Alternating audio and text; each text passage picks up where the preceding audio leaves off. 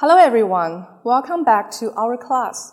In the last section of Chapter 5, we are going to focus on a critical review of translation. A critical review of translations includes critical examinations of other people's translations as well as their own. Translations, especially the first drafts, are intended to ensure the formation of accurate, fluent, and applicable final drafts. If the translator of the first draft didn't think critically about understanding the original text and using reference materials, then a critical reading of the translation will review problems that the first draft translator failed to find. Even for the first draft of your own translation, it is also possible to find problems that you haven't discovered in the translation process by reading critically. In a final stage of translation, we should jump out of the original text and examine the translation purely from the perspective of English writing. Of course, if you find anything suspicious, go back and look at the original text. This stage is to examine the logical and concise problems of the text.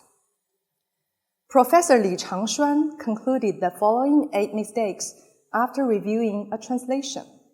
First, translations that go against common sense may be wrong. Second, if there's a logical problem, it may be a misunderstanding. Third, logical errors may come from the mistakes of original texts. Fourth, there are no obvious logical errors, but the translation doesn't conform to the original texts. Fifth, reading through the whole passage, some unexpected errors may be found. Sixth, some parts are omitted during the translation. We should investigate whether it is an informed omission or simply because the translator thought it was hard to translate. Seventh, whether the title has generality. The last one, checking whether the translation is concise. Okay, in our class today, I'll use 2 examples from Professor Li's book, Non-Literary Translation, 非文学翻译, to illustrate the first 2 mistakes. Example 1, translations that go against common sense may be wrong.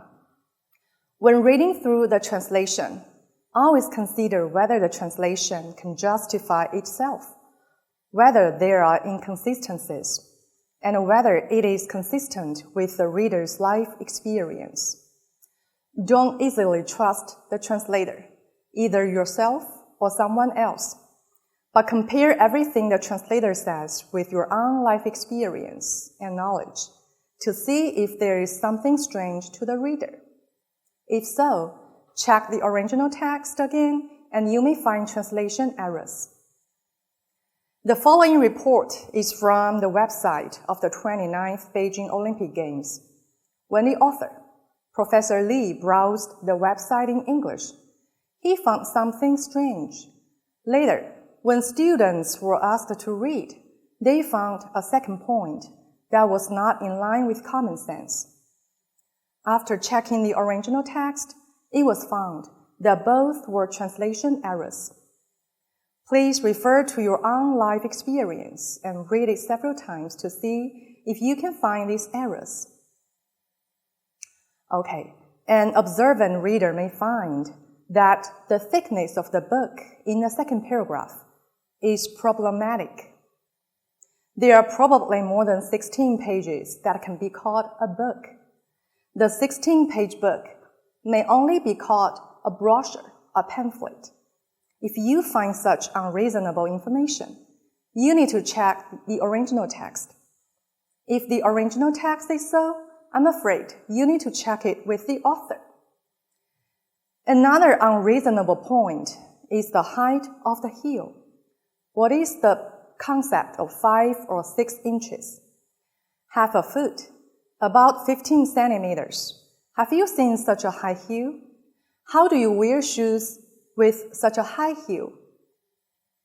With these questions in mind, Professor Li checked the Chinese manuscript on which the English is based. Note that the translation to press releases is not a translation in a general sense, but rewrites the English manuscript based on the original text as needed.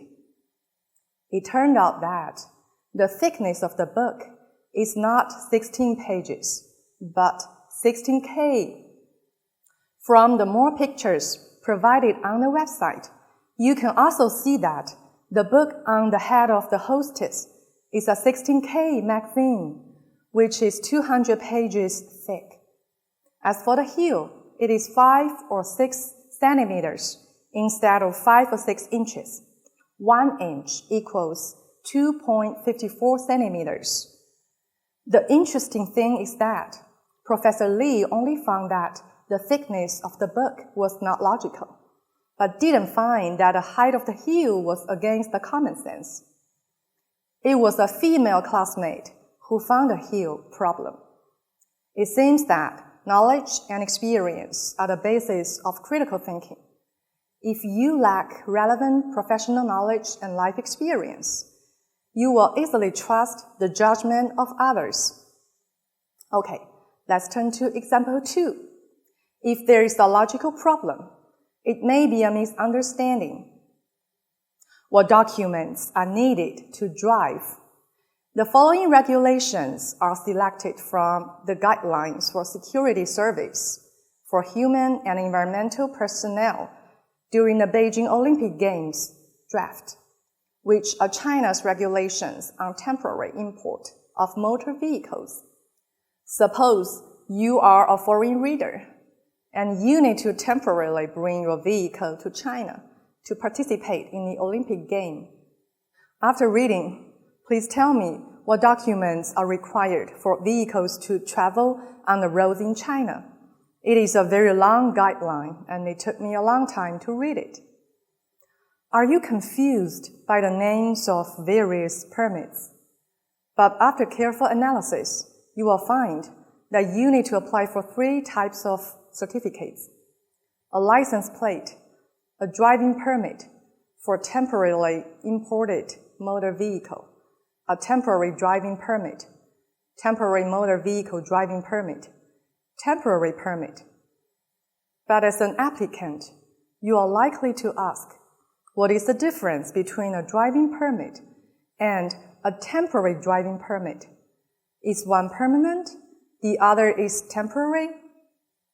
As a translator, we must stand in the reader's perspective and think about whether the translation effectively conveys information.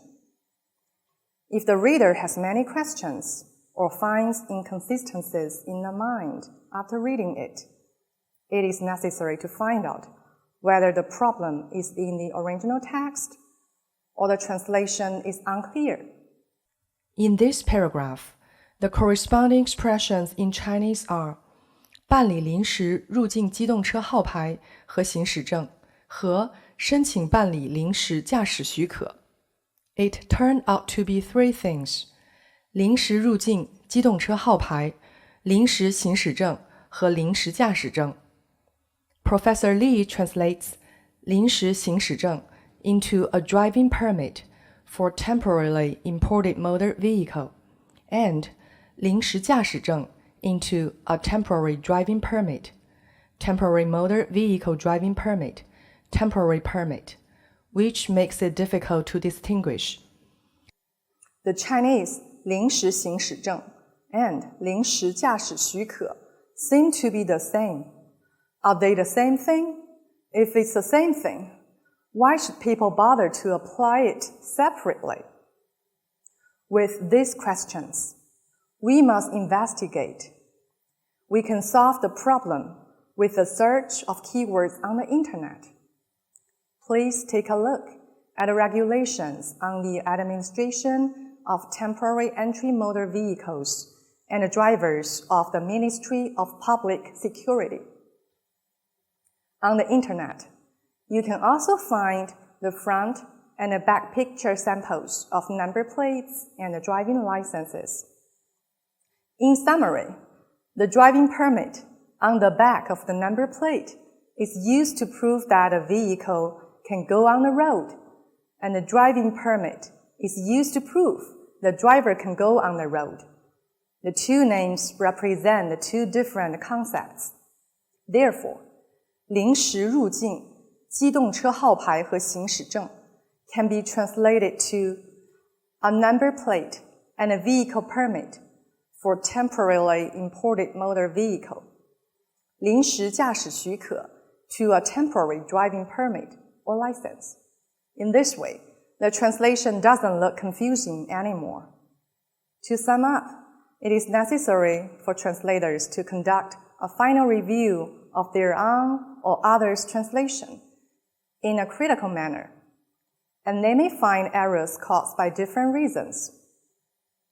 In this chapter, we've learned the use of critical thinking in different stages of translation, to understand the original text, to analyze the author's intention, to discover and clarify ambiguity, to analyze and use reference materials, and finally, to review the translation. Critical thinking is a very powerful weapon for translators, and we should use it more in our future translation. Okay, that's all for today's class. Thank you very much.